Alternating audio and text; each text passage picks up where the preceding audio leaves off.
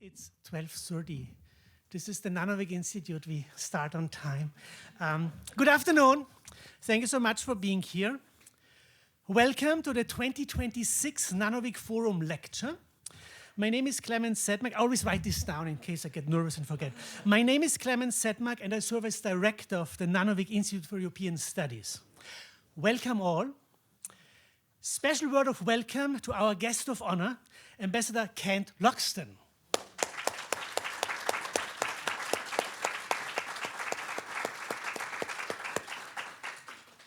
An equally special word of welcome to Ambassador Logsdon's wife, Michelle, also a diplomat and former US Foreign Service officer. Welcome, Michelle.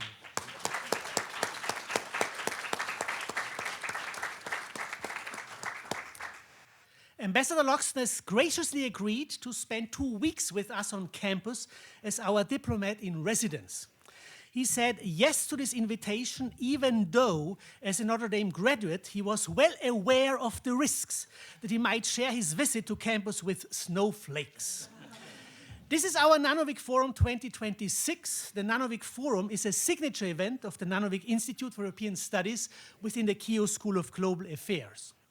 It deepens Notre Dame's connections to Europe by bringing distinguished guests to campus to explore, discuss, and debate important questions. Some questions are important, some questions are existentially important.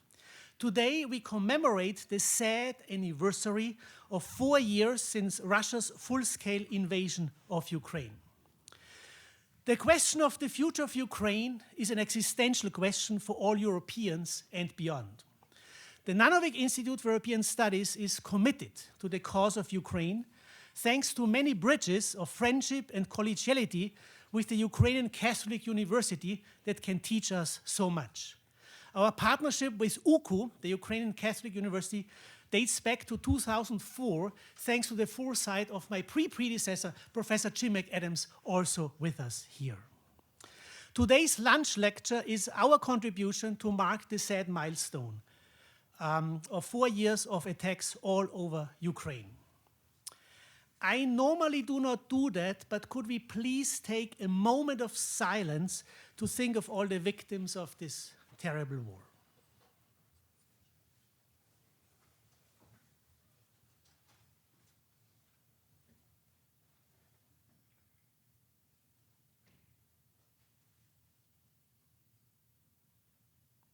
Thank you so much. This is a Nanovic Forum event that intends to address the most pressing questions about Europe today. In order to talk about pressing questions, you need to have people who can impress. People who can impress are called impressive. Ambassador Logsdon is impressive. In case I have not mentioned it, Ambassador Kent Logsdon is a proud Notre Dame alumnus. He has received a bachelor's degree in government from Our Lady's University, and he holds a master's degree in international relations from the University of Virginia. He has served with the US Department of State for more than 34 years. In that time, he has primarily been stationed within Europe and Eurasia. Notably, he served as chargé d'affaires of the US Embassy in Berlin, Germany, from January 2017 to May 2018, before being named US Ambassador to Moldova in 2022, a prestigious and challenging post he held until 2024. Ambassador Logsdon was Chief of Staff to Under-Secretary for Economic Growth, Energy and Environment, Keith Kretsch, from September 2019 to July 2021.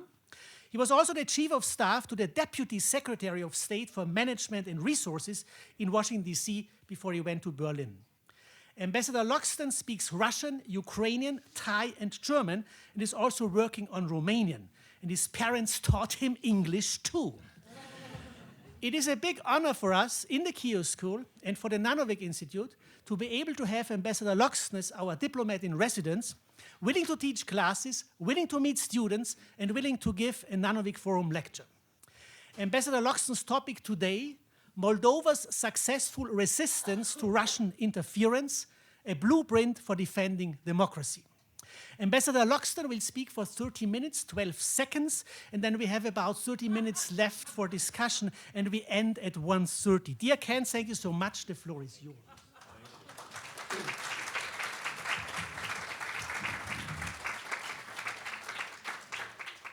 These are a few more seats up front if people need those. Up front. Yes. Great. Let's see. Aha.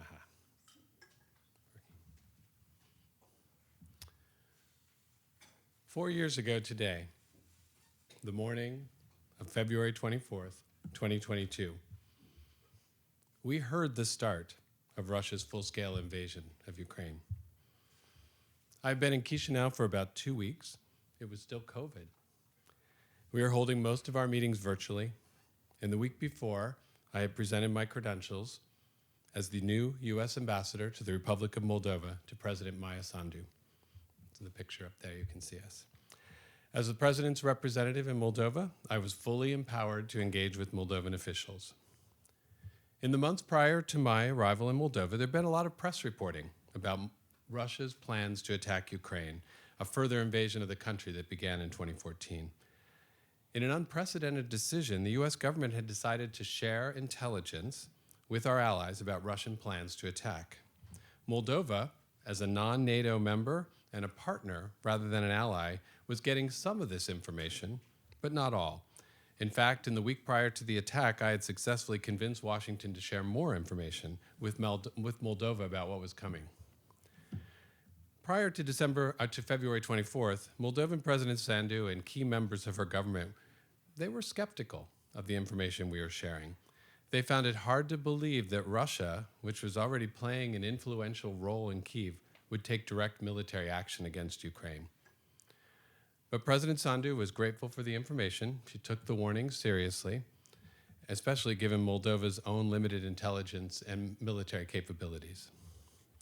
So as I mentioned, early in the morning of February 24th, around 6 a.m., the city of Chisinau awoke to the sounds of distant bombs and explosions. Because there was a thick cloud cover that night, we heard in real time the bombing of Odessa, about a 2-hour drive away. Within hours, I was at the embassy with the members of our country team, the heads of our sections and US government agencies. In an amusing story, I asked my deputy if I needed to get my car to get me to the embassy, and she, as the excellent Foreign Service officer, said, "Your car is out front. Just go get in it." We discussed how to respond and what information we needed to provide to the embassy, to our own community, as well as private Americans living in Moldova. We also needed to figure out how to best support our Moldovan partners. And as you remember those first few days, Russian forces moved quickly eastward across southern Ukraine, and the Moldovans prepared for the worst. Moldova has an army of just over 4,000 soldiers. No air force, no navy. The government knew that the arrival of Russian forces at the border would result in an ultimatum to change its foreign policy and align itself with Moscow.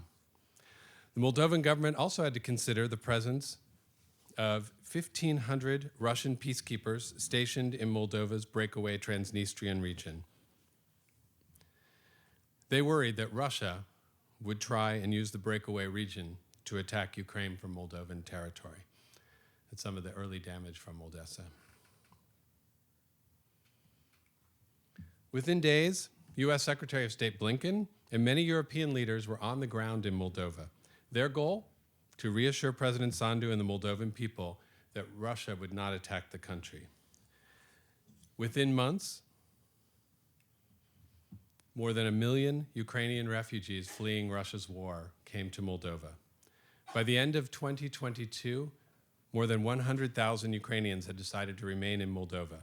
That's an enormous number for a country of 2.5 million people. It's like adding the state of Pennsylvania to a country. Over the next few years, the EU and the US would provide support for Moldova to rebuild its armed forces, secure its energy independence from Russia, bolster its free media and democratic institutions, and push back against Russian disinformation.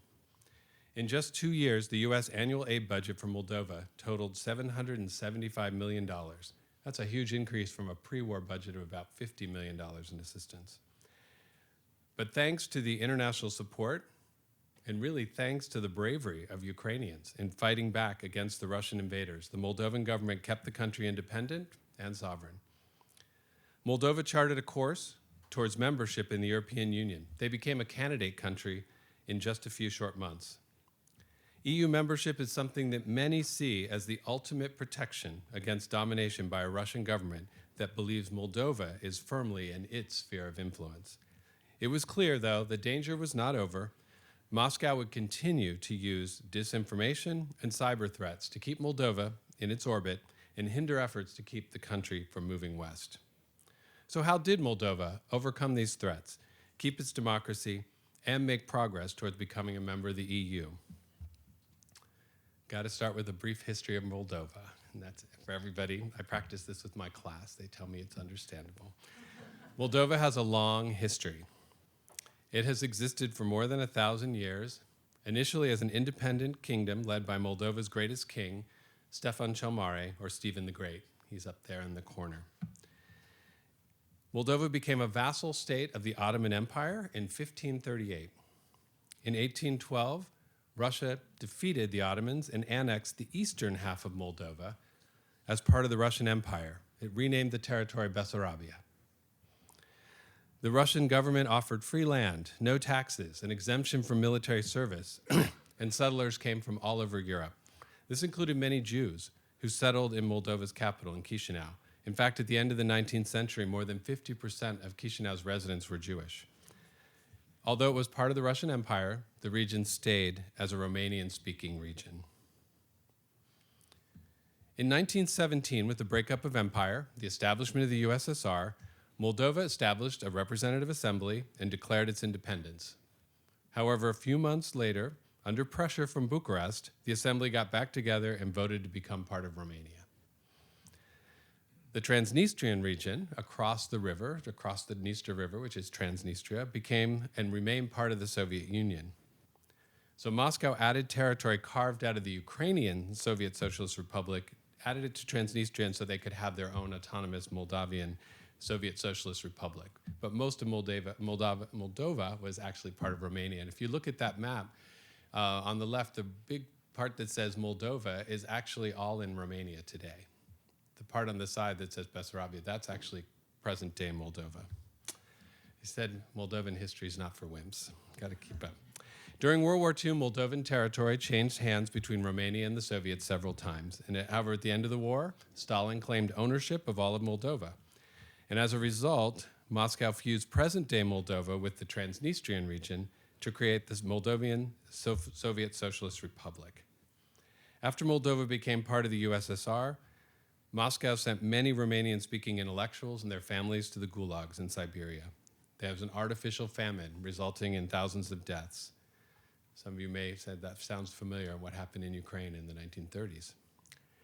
Stalin also took away Moldova's province along the Black Sea coast and gave that territory to Ukraine.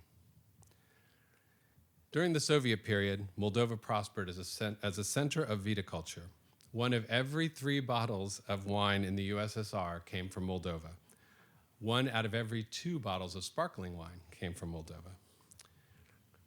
Because of the distrust of Moldova's Romanian-speaking population, Moscow installed trusted leaders from Russia in Chisinau, including Brezhnev, and they set up heavy industry, primarily in the Transnistrian region, leaving the rest of the country as farmland, with an economy based on agriculture. So when the USSR collapsed in 1991, Moldovans had been actively lobbying Moscow for the right to speak Romanian rather than Russian. Even today, Moldova's national anthem is called Our Language. That's how important it is. When Moldova declared its independence in August 1991, there was some discussion of rejoining Romania. However, if you think back to history, Ceausescu's Romania had little to offer. And so instead of rejoining Romania, the former Soviet Republic followed the example of the other Soviet Socialist republics and declared independence. Within months, the Transnistrian region, arguing that it would be, quote, drowned in a Romanian sea, declared its independence from Moldova. There was a short civil war fought in 1992, mainly by armed police on both sides. Russia weighed in on the side of the Transnistrian rebels and obtained international support to keep peacekeeping troops in the breakaway region. And despite Moldovan protests, about 1,500 Russian peacekeeping troops are still in the Transnistrian region today. For decades, the Organization for Security and Cooperation in Europe, the OSCE, has tried to resolve the conflict. However, frankly, Russia's found it a convenient and low-cost way of influencing the region and hindering the Moldovan government from controlling its entire territory.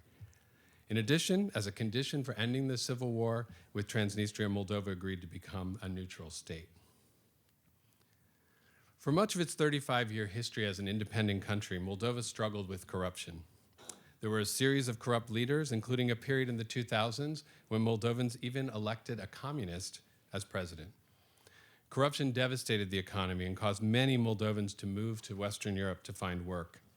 In the 2010s, a government supported by oligarch Vlad Plahotniuc, who's up there in the picture, he led an effort to move the country to the West.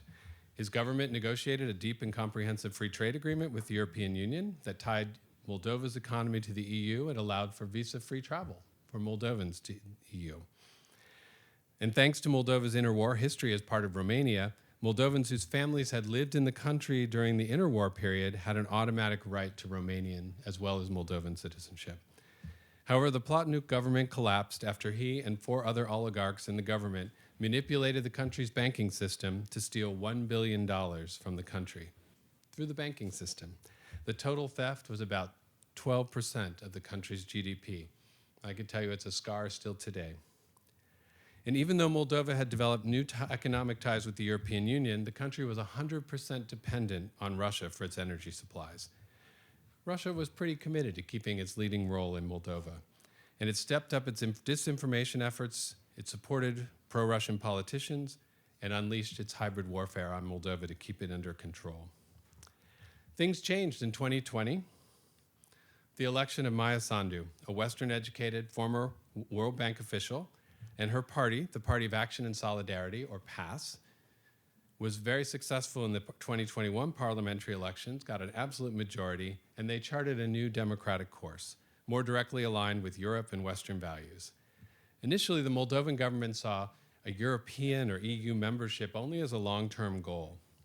However, Russia's 2022 invasion of Ukraine moved the Moldovan government's timeline forward. Soon after the war, Ukraine and Georgia formally applied for EU membership, and Moldova decided to apply as well. It was a very scary time in Moldova. People were very nervous that the EU would not accept them, but they did.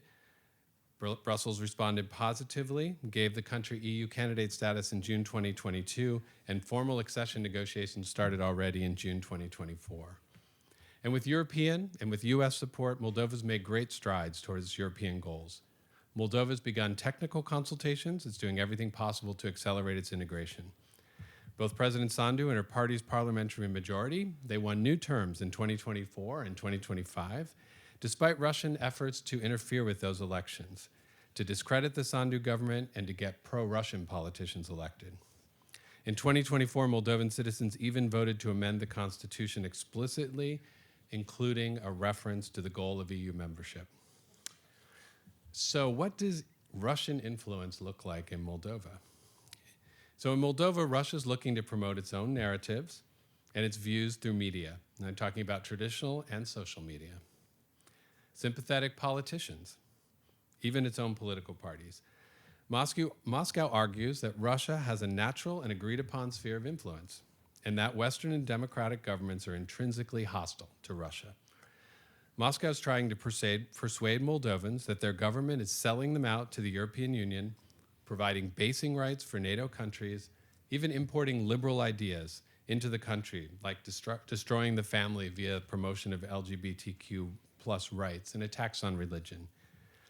Russia also has continued to exert pressure on Moldova through energy. After Russia's 2022 invasion of Ukraine, Moldova, with US and EU support, made a concerted effort to diversify its energy supplies away from Russia. And today, outside of Transnistria, Moldova buys most of its gas supplies on the open market, purchases some electricity from Romania and the EU. However, most of Moldova's electricity still comes, it's purchased not on the open market, but in a lower than the market prices from the Transnistrian separatist region. Transnistria has the power plant, the gas goes, creates the electricity. Moldovans buy it, Chisinau buys it. Last year, the Russians cut off the free supply of gas to Transnistria and plunged the separatist region into economic crisis, given that the electric production was essentially the entire economy. Unprepared for the collapse of the separatist region and a humanitarian crisis, the Moldovan government asked for help to keep the status quo. The EU actually stepped in with funding to give the separatists money to buy Russian gas. This maintained the flow of cheap electricity to the rest of the country and kept the Transnistrian economy afloat. To reduce Moldova's dependence on the separatist region and Russian natural gas, the US and the EU and the international community were all financing major infrastructure projects to better connect Moldova to the European electricity grid. Finally, in Moldova, Russia plays on residents' nostalgia for the former Soviet Union. In countries like Moldova, where there's a tough economic situation, Russia likes to remind citizens of the days of full employment, free education, free healthcare. Of course, they ignore the part about autocracy and communism. Russia's interference in Moldova takes several forms. First, in the traditional media sphere, Russia floods Moldova's small media market with low-cost but high-quality entertainment programming. Moldovan independent media really struggle to survive as businesses, and all depend on aid from foreign donors. Since most Moldovans get most of their information still today from television, Russia broadcasts its editorial views and its news alongside its entertainment programming. Moldovan journalists still tend to be poorly paid, quite young, and poorly trained. So it's pretty easy for Russia to buy or influence journalists to help disseminate Moscow's views. Companies based in Moscow, they actually control most of the advertisement market, which makes it hard for independent Moldovan TV and radio stations to survive. Second, of course, the internet provides fertile ground for Moscow to share its views and influence people. Troll farms, bots, influencers, you name it, they all vie for the attention of Moldovans. As President Sandu once told me, because Moldovans speak Russian, yes, Moscow can use all of its internet tools in Moscow just to see what works. They don't even have to take trouble to translate in the campaigns into Romanian. They only do that if they know the influence campaign is going to be a success. A Russian influence campaign nearly discredited Sandu early in her career as a politician when she was told, then the word came out in the press that she had given Germany and Angela Merkel the okay that she would resettle Syrian refugees in Moldova at the EU's request. AI-generated photos, deep fakes, they're everywhere in Moldova. They often show government leaders collecting bribes or living in luxury. One tactic involved impersonating international organizations' websites, like the Council of Europe, to plant a fabricated story portraying Moldova as condemned by European institutions. And in a country like Moldova, where citizens often mistrust their own domestic media, these external validations, they carry extra disproportionate weight. According to a report by Moldova's Center for Strategic Communication and Countering Disinformation, in the last parliamentary election last year, the Russian outlet Pravda sent synchronized messaging across 129 affiliated websites in over 50 languages.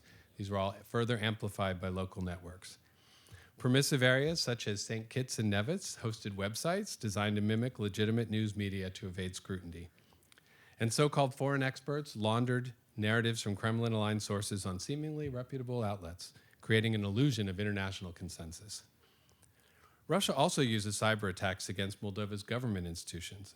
During the 2023 elections for the governor of the Gagauzia region, when we were there, denial of service attacks brought down the Central Election Commission's website. It's led to delays in vote counting and a close election and increased voter uncertainty about the fairness of the vote. Bad actors use phishing and session hijacking to access sensitive government information. Bot farms like Copycat and Evrazia run automated operations across TikTok, Instagram, and Facebook tailored to Moldova's linguistic and ethnic divides. They overwhelm the information environment. They amplify polarization, and they marginalize dissent. According to the Center, on TikTok alone during the last election, 1,347 fake accounts generated 42 million interactions. 155 fake Twitter and X accounts resulted in 6 million impressions. 150 fake Facebook pages produced 1.3 million interactions. On election day, all this on one day. Russian-aligned platforms amplified a fabricated video alleging illicit campaign financing, and they reposted it on X via influencer accounts. And they bypassed then all the traditional broadcast regulations, so Russia turned the mobile apps essentially into propaganda pipelines, and they pushed pro-Kremlin content directly to Moldovan smartphones. Thirdly, Russia engages directly in politics, funding and supporting individual politicians and political parties loyal to Moscow and working against Moldova's elected government. Following the 2025 parliamentary elections, President Sandu complained that Russia had pumped hundreds of millions of euros into defeating her party, which they failed. It's an enormous sum, though, when you think about 2.5 million people in a country and 300,000 diasporans. Still not a lot of people. Russia promotes separatism among Moldova's minority ethnic groups, especially in the Russian-speaking regions, of course, of ethnic Turkish Gagauzia, ethnic Bulgarian Taraklia, and Russian-speaking separatist Transnistria. Russia has sought to portray Moldova's government as unfairly persecuting opposition politicians, and in particular, they focused on the government's actions against the Shore Party, and that is led by one of the Moldovan oligarchs who was part of the billion-dollar theft. He now lives in Russia. Through the Shore Party, Russia supported vote buying. It costs about 50 euros for a vote. That's the going rate in Moldova, and that's a lot of money in rural Moldova, in a country where the average monthly household income is about $3,500. In 2023, Russia used the Shore Party network to secure the election of an opposition candidate as governor of the Gagauzia region. It's kind of like a whack-a-mole game. The Moldovan authorities tried to push back. Russia backs creation of new parties.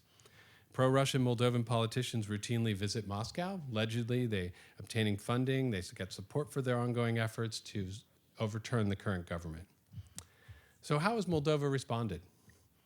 Since the election of Maya Sandu and her past party, with the support of international partners, they've really pushed back. And President Sandu has been quoted by saying this. I think it's a great quote. Moldova can't push back militarily. They only can resist via the ballot box. And they've really adopted a whole of society approach. The newly created Center for Strategic Communications and Countering Disinformation that I mentioned before, they watch the information environment and they coordinate messaging across all state institutions, supporting civil society and partners with private sector and international allies. When Russia invaded Ukraine 4 years ago, do you know Moldovans could actually just turn on their TV and they could watch the action on Russia's main channels, right on their own TV sets. Since then, Moldova's banned 6 Russian national TV channels, including Primul in Moldova, RTR in Moldova, and NTV Moldova, because of their open efforts to spread Russian propaganda. And today, Moldova's Audiovisual Council ensures TV and radio stations follow Moldovan law.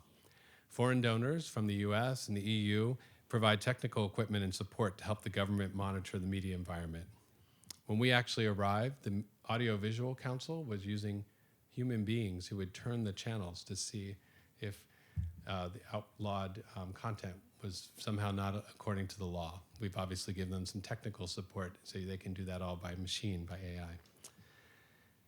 Independent local TV and radio stations, as well as newspapers, are increasingly trusted sources of news in the country. Although, again, as I mentioned, they have to have a lot of foreign support to continue to operate.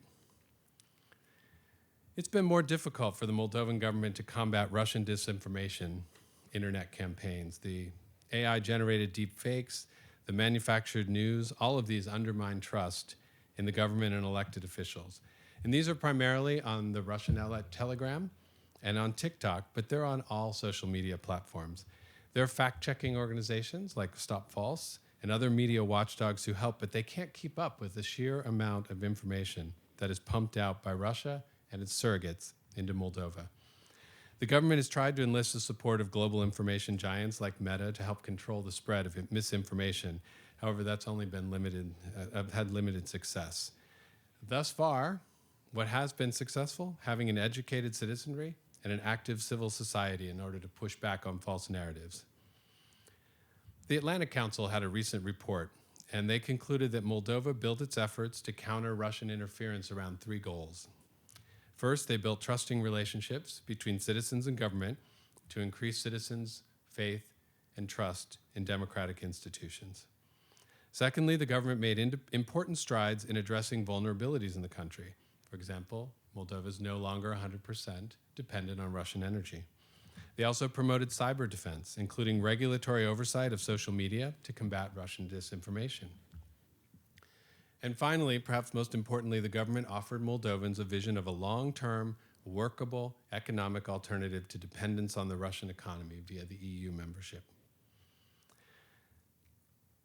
In politics, the Moldovan government has taken some pretty tough steps to regulate pro-Russian parties and hold politicians accountable if they take Russian money. The government's using its intelligence and security services, as well as its justice ministry and law enforcement bodies, to crack down on Russia's overt influence and interference in Moldova politics. Moldova uses its laws to bar Russian proxy politicians from taking part in elections, and they're banning parties that receive help from illegal Russian financing. When Moldovan security services learned of Russia's efforts to create instability ahead of recent elections through street actions that were financed by Russian money, the Moldovan government arrested those involved, and then they publicized these efforts.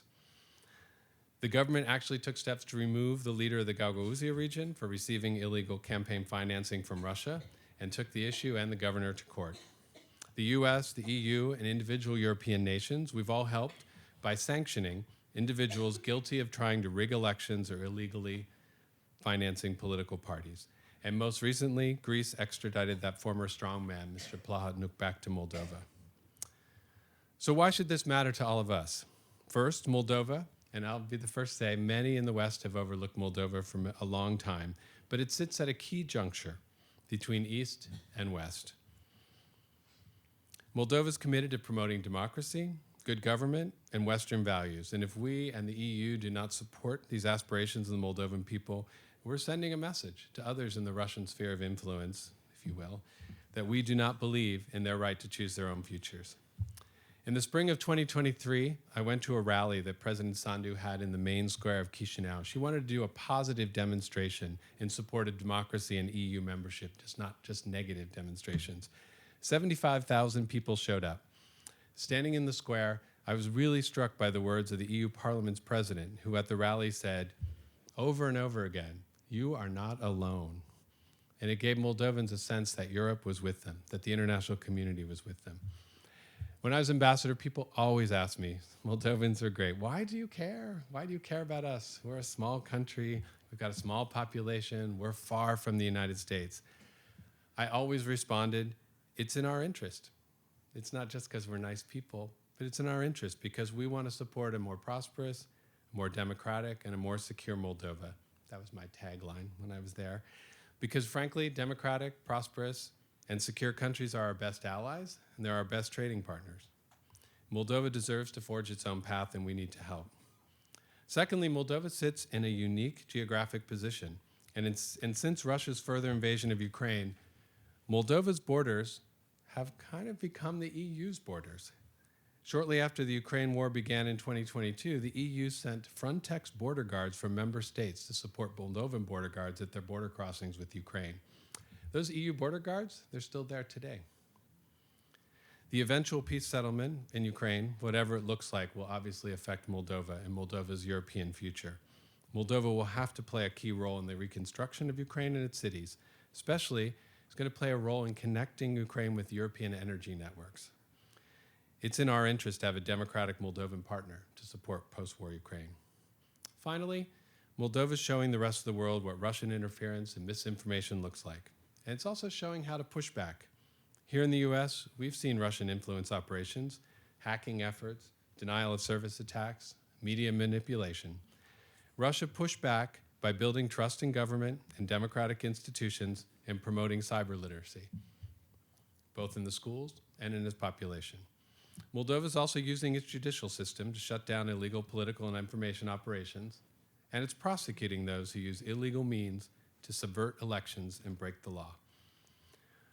I think Moldova shows that a small country does not have to be at the mercy of its more powerful neighbor, and that government and publics can push back on political interference and disinformation operations. Moldova deserves a democratic and a European future. Thanks very much.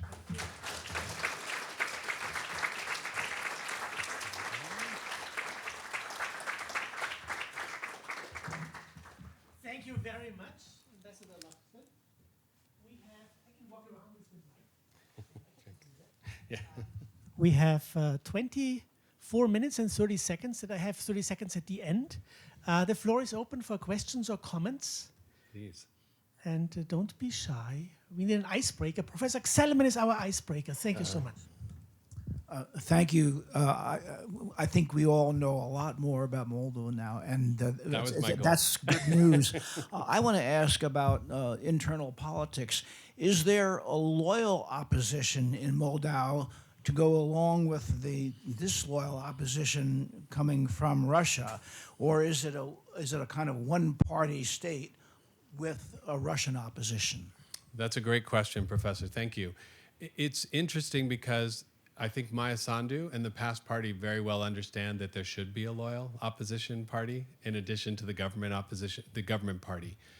One of the problems has been that they have kind of blocked out on the center-right every other party from getting any kind of a ground hold or a toehold. There are others who are supporting EU integration, supporting democracy and democratic movement, but they've struggled to get the kind of support. Partly, frankly, because Maya Sandu is kind of a towering figure in Moldova. She is truly someone who no one would ever accuse of corruption or doing anything. I think the first time we saw her outside of her office was when she was sitting in economy in the seats next to us on a flight out of Chisinau. That's the kind of person she is. So the government is very seized with this idea that they have to think about how can there be other pro-Moldova, pro-EU parties. So it's a work in progress, and the difficulty has been the government, frankly, has tried to encourage other parties, but of course they can't say you should do this. So they're playing a tricky game right now. So it's unclear, but they need a loyal opposition party, and right now they don't have one. Thank you. Here we go. Oh, you will be number 2, Shisa, and Iraqi number 3, and you're number 1.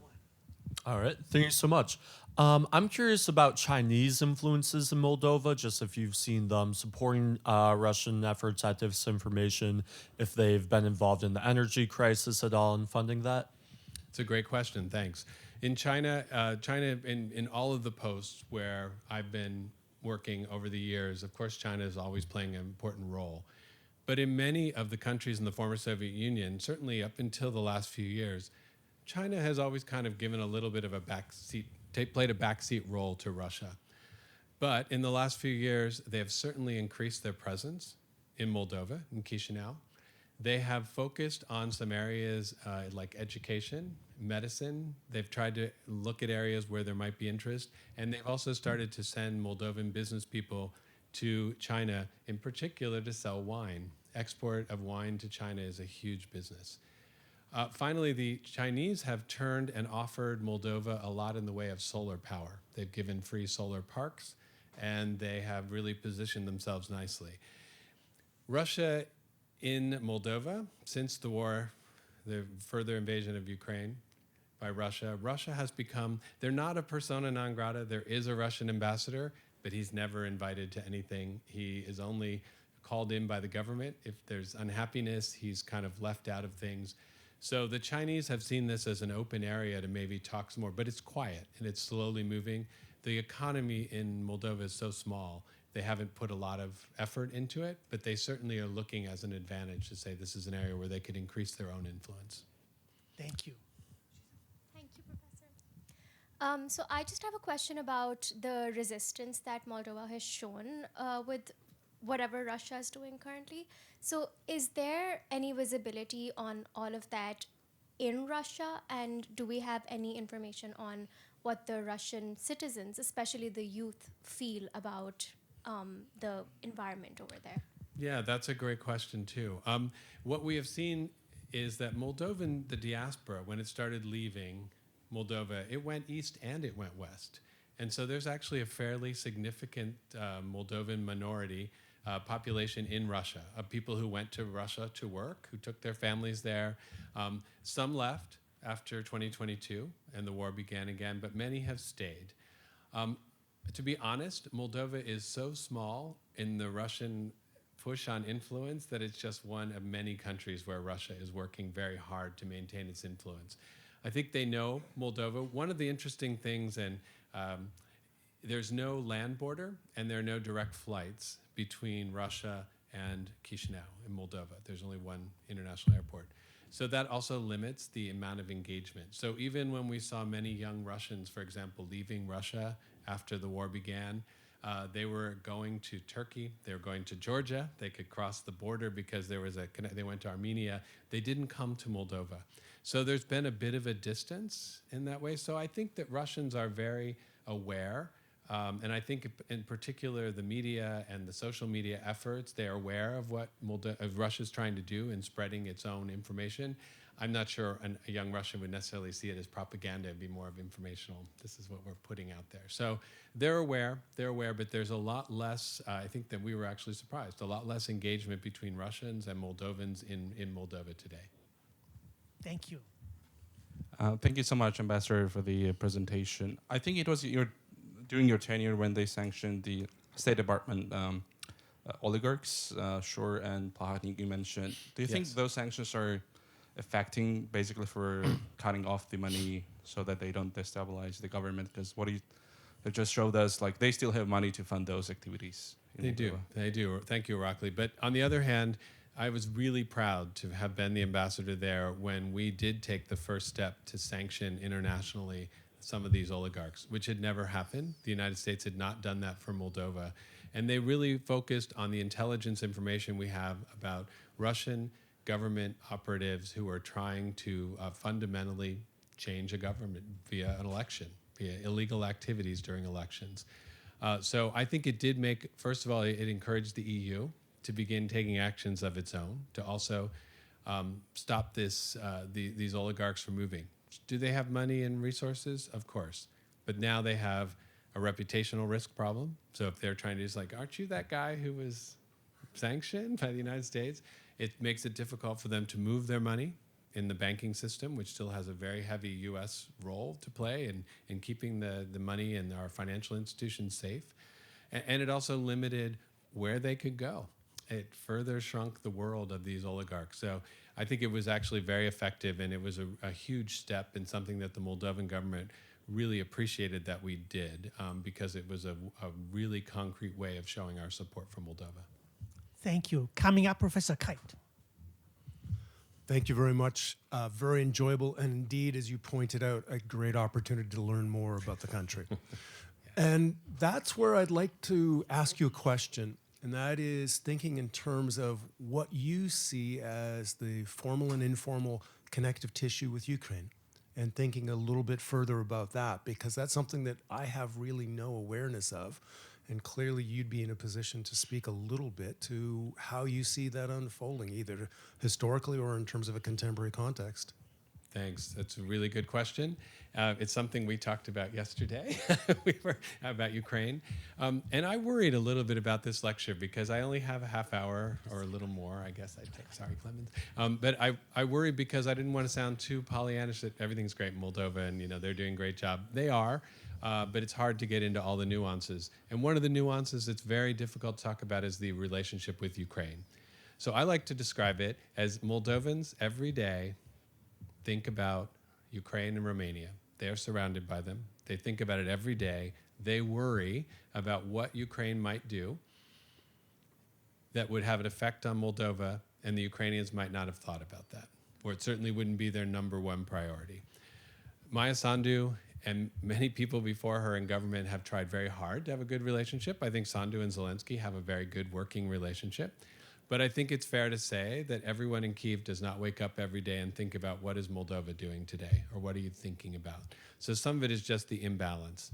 The other part of the relationship, which has really hurt Moldova, is the economic impact of this war.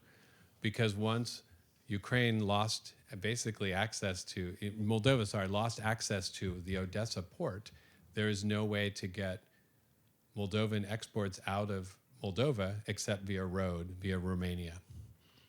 So that was a real struggle because they were so used to it. Now there's a positive side because closing the border and stopping Odessa meant that Transnistria no longer could do its shady, corrupt business deals and basically happily work its own gray market deals through Odessa. That was a good thing for Chisinau. But by and large, the relationship is really close. So many ethnic Ukrainians live in Moldova. That made it easy for the 100,000 people who decided to stay in Moldova. Many of them were people who felt more comfortable in Russian. You can get by with Russian still in the capital of Chisinau today. It's not considered like, how dare you speak Russian? And frankly, as foreigners, every time I try to speak Romanian, someone would say, oh, you're foreign, let's speak Russian. Okay, it's very normal. People just assume that Russian is more likely to be spoken than Romanian. But what we saw is that these refugees were so welcome because it was easy to get around. There were people, mainly women, children, older people, and disabled people. That's who came to Moldova. They weren't ready to fly to Chicago or Paris or Italy or even Poland. They wanted to stay in a place that was Russian-speaking, cheaper cost of living, more comfortable surroundings. And oh, by the way, of course, in the last 2.5 years, many people go back and forth across the border every day. So you might have a family where dad is fighting, dad is at home with the farm.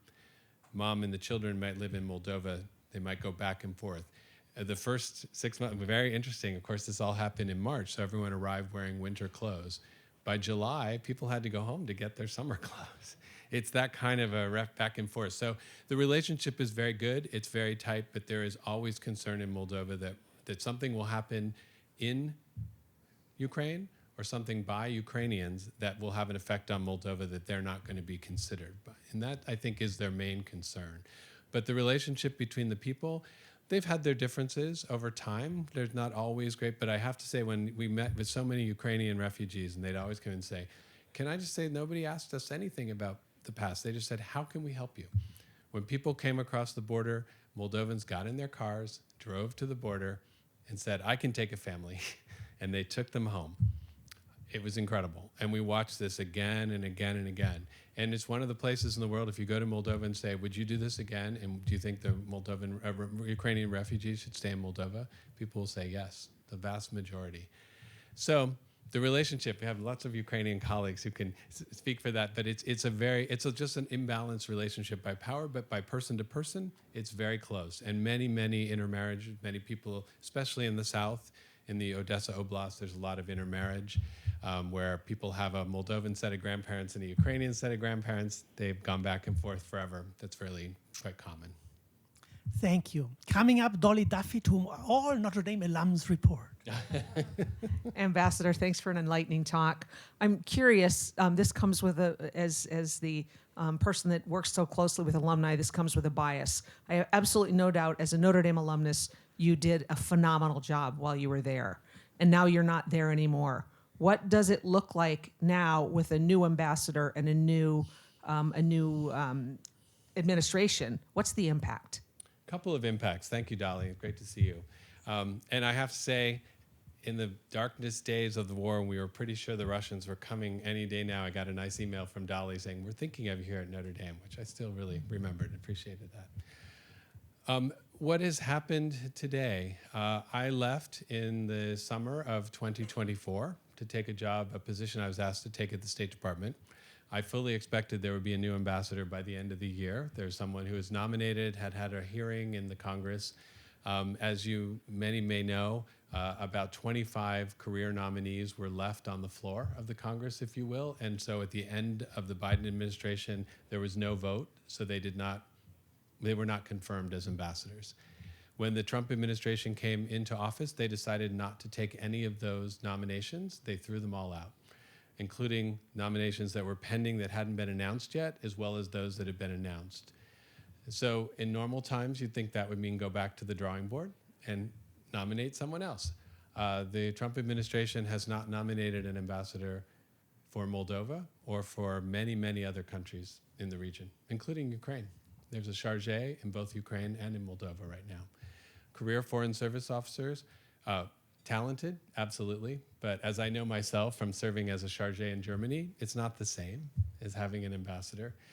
The Moldovans, God love them, like Ukrainians, like Georgians, you've got to be flexible, you've got to be agile.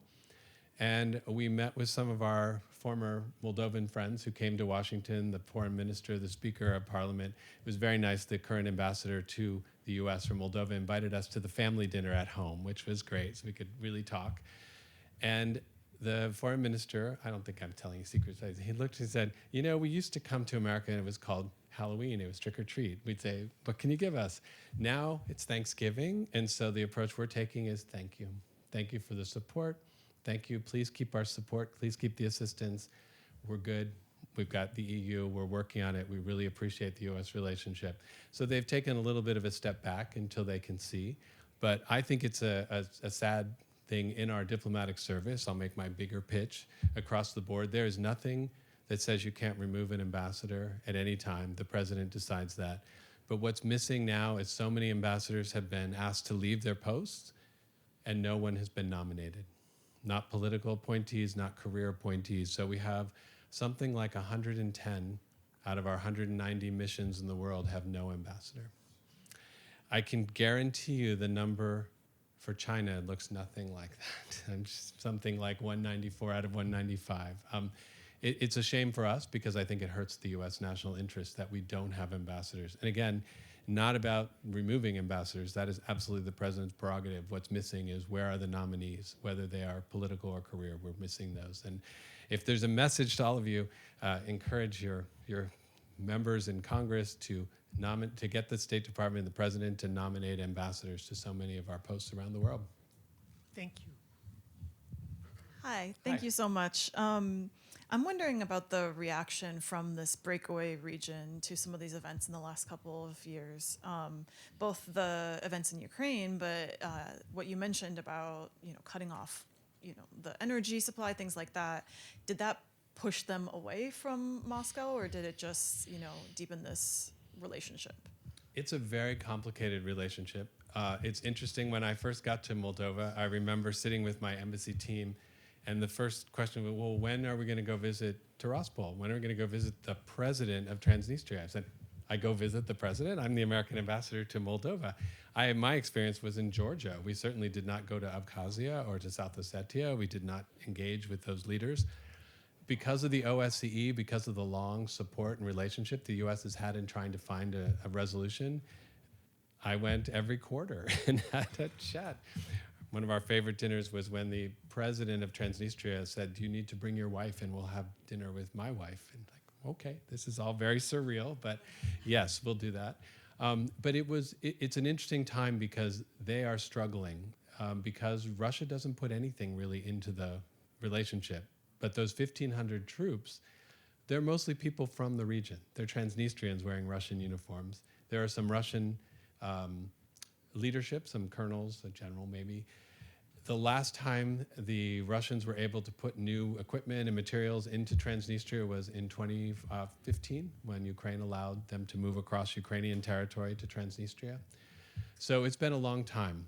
I think it's something like 80% now of the goods that are produced in the Transnistrian region are all exported to the EU because the border has been closed by Ukraine. So they must fill out the paperwork and they must work with Chisinau.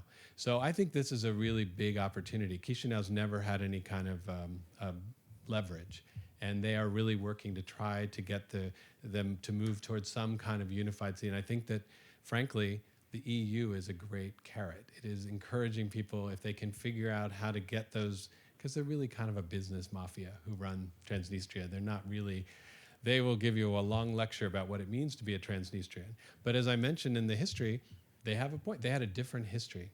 And it is truly, you cross the checkpoint and everyone is speaking Russian. You're using Transnistrian rubles. But they all can have TV from Chisinau. They can get, the cell phones will connect. People go back and forth all the time. And many, many people in Moldova proper might have come from Transnistria when they didn't see a real opportunity economically. So I think it's going to be with us for a while longer. I don't see a point where the Russians walk away from the 1,500 troops because it doesn't cost them anything. And it's certainly not only an irritant and something that will slow down Moldova's efforts to get into the EU, but it also makes Ukraine crazy because they worry that something could happen from Transnistria. Thank you. We have about 5 minutes and 2 questions. We take the 2 questions together, Great. if that's okay. Okay. Starting with Oksana. Thank you for your lecture, and also I feel like advocacy for Moldova, which is actually very important and wonderful country, also with this culture and resistance and all the work they are doing. Coming from Ukraine, I naturally have a question like how we can, as you think, and as our ally, being an ambassador to our region, how we can promote ourselves better as Ukrainians or like, I don't know, Georgians and Moldovians to build more sustainable relationships with the US. Thanks. Beautiful question. Thank you, Oksana, for that. Thank you, Ambassador, for your candor. Is there any relationship between the small country Moldova and another small country as Slovakia? Yeah. You can decide what you want to tackle I'm going first. to start with the first question. Yours is more complicated, Oksana. Yes, they are very focused on having good relationships with many countries in the region. But for Moldova, there is no closer partner than Romania. The Romanian language, the history. So when we go to embassies around the world, you often have the big ambassadors, the big embassies. It's often the US, the EU, the Chinese sometimes. But in Moldova, it's the EU, the US, and the Romanian ambassador. They have assistance programs. Their Romanian interaction is constant back and forth. They are really the main proponent for Moldova within the EU, within NATO, within any international organization. So they really look to that historical and linguistic connection. They do have good relations, and I think Maya Sandu, especially now that she's won re-election, she's always been concerned about looking like she's jet-setting. She wanted to spend time at home in Moldova, but since the EU candidate status, she has worked very hard to bring along countries like Slovakia. First trip was in Cyprus as soon as they became the EU presidency country. They do very well in making sure that Europeans know them. One of the things Americans can be proud of, though, is, and I remember this when Michelle and I went back to Moldova and we visited with the president, and I said, I have to say, you just had a speech at the European Parliament. It was really very, very moving about Moldova's future, and you mentioned the U.S., and you thanked the U.S. for their support and commitment. And again, now, even with the different administration. And she looked at me and said, well, the U.S. has always been here. For 35 years, through thick and thin, through good and bad times. You've always been here. You've been a supporter. The Europeans have just discovered us. We're new to Europe. And so everyone wants to help, but we have to remember that you were a foundational friend and ally to Moldova. And that was really powerful. What else can you do? There's so many things. And Oksana, you're doing some of them, which is working in film, working in culture. I have to say, Michelle and I came here and we were really happy by the commitment to Ukraine that we found here in South Bend in Notre Dame. You're welcome. I think I'm a pretty active alumni. I pay attention to things. I have only known a quarter at most of what you all are doing, and I think that's so important, is to connect with partners here, to support what you're all doing. I think that the different diasporans in America can also do more. Ukrainians, Americans are doing a really good job of also helping with the culture. Chicago is the home of one of the biggest Ukrainian diasporas, also one of the homes of the Moldovans. They're also there. I watch those groups, and I watch really effective ambassadors. Ukraine, Moldova, Georgia. Actually, I've all had really strong ambassadors. The difference in the last few years, you have English-speaking, Western connected people who really know how to go up to Congress and talk, who know how to connect with people in the administration. But I think so much on the soft side. That's how you're getting Americans. Americans want to hear from you. They want to know about your cultural heritage. They want to know about the exciting things that are going on.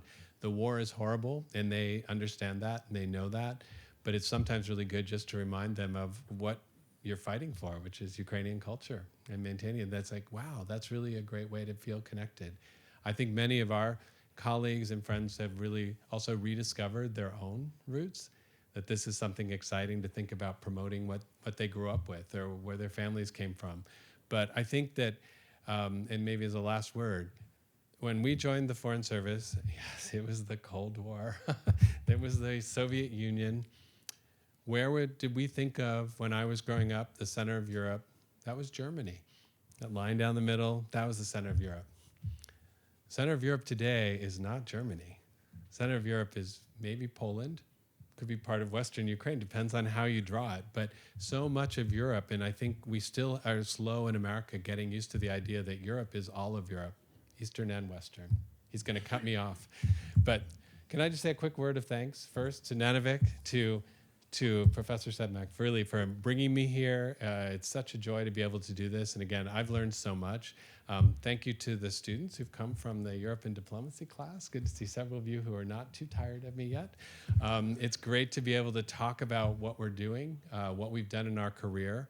I mentioned in the first class that I don't think I ever met a diplomat until I moved to Washington, not when I was a student, and I had no idea. And so this opportunity to get to talk to people and say, I was sitting in those chairs in Notre Dame, and you can do this too if you want to. It's really powerful. So thank you very much for all this, Michelle. Thank you so much. Big round of applause. Thank you so much.